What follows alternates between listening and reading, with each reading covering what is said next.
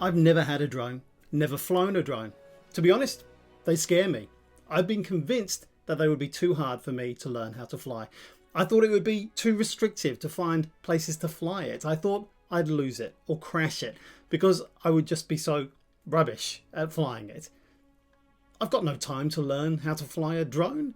It will take far too long before I get any decent footage. How wrong could I be? Very wrong indeed. If any of this sounds like you, then DJI have made a drone just right for you and for me too. Let me tell you why I finally decided to get a drone, and I'll drop a couple of hidden great features too, which I didn't know about until I actually started using this drone yesterday.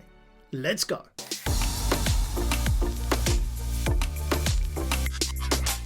I had my eye on the Mini when it came out, but it still didn't quite get over the line for me for a few different reasons. First, I live in one of the windiest cities in the world here in Wellington, New Zealand, and my actual home is in a no-fly zone because we are within 4 kilometers of an airport. So those are big reasons not to get a drone. Wind plus close to the airport. Not a great combination. Now, when the DJI Mini came along a year ago, that actually got my attention, but I still held off. Why? Well, the 2.7K video was probably going to be fine, but to me that kind of signaled that maybe something better might be coming along soon. But the two big ones were, firstly, it is a very light drone, which is great in one way, but it couldn't really handle anything more than a very light breeze. And the second was the way that the drone and the controller stayed in contact with another, which is essentially over Wi-Fi. Now, that hasn't had a good reputation as a connection method because of its relatively short range, and also because of the interference if there are a lot of competing Wi-Fi devices in the same space in which you're using your drone. Not a big deal for how I'm probably going to use it, but it was enough added to the other reasons to stop me from buying it. All this has changed with the launch of the DJI Mini 2. DJI have introduced their OcuSync 2.0 system to the Mini 2, which some people were hoping for, but was actually a bit of a surprise.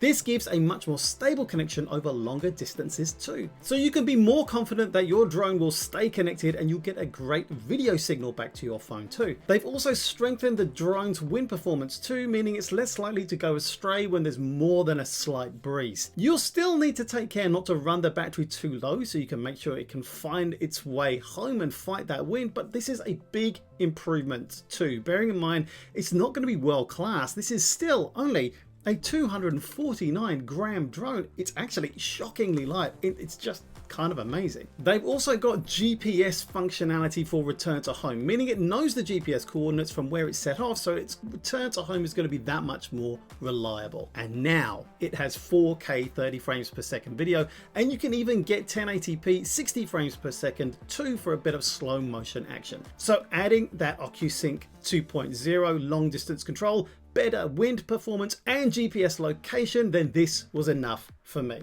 And then add the genius, absolute genius, that is quick shots. And DJI have absolutely nailed it. I pressed that buy button. Yep, I didn't get sent this to review. I used my own cash to get it. Let me show you just how laughably easy it is to fly this in my first flight video. This is going to be fun. Come on, let's go. All right, I'm here now. I'm setting up for the moment of truth. There's actually somebody flying a little kind of remote controlled triplane or something like that around here as well. And so, okay, first flight. Let's go. Let's check it out.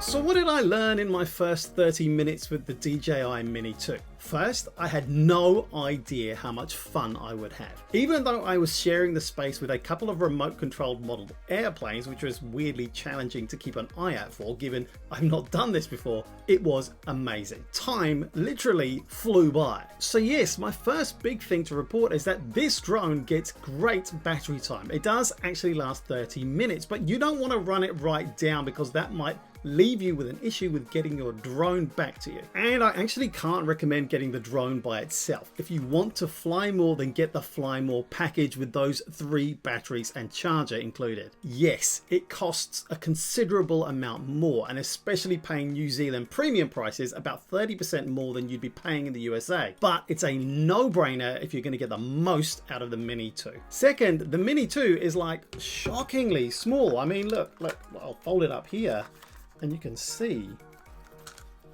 it's just tiny, and even so it did really well in a light breeze that was blowing yesterday morning. It was actually super easy to control the drone itself and just great fun learning how to maneuver it. The controller makes it easy to not only fly the drone but also to activate the camera and the various video and camera settings, and to easily switch between those 2 modes. I'll cover all of this in another video coming soon. But what I can say is that it was super easy to just dial the exposure value down to stop the video getting blown out cloudy skies, and then lock that exposure in for a consistent look through the whole video segment you're recording, meaning you'll get an even more pleasing even look, and it's much easier to work with in post-production. So from an actual filming point of view, I can't really ask for more at my level of competence and experience. You get a histogram and also overexposure zebra stripes to help you land on the correct setting for your exposure. Now you can also control shutter speed, but I left it on automatic for my first flights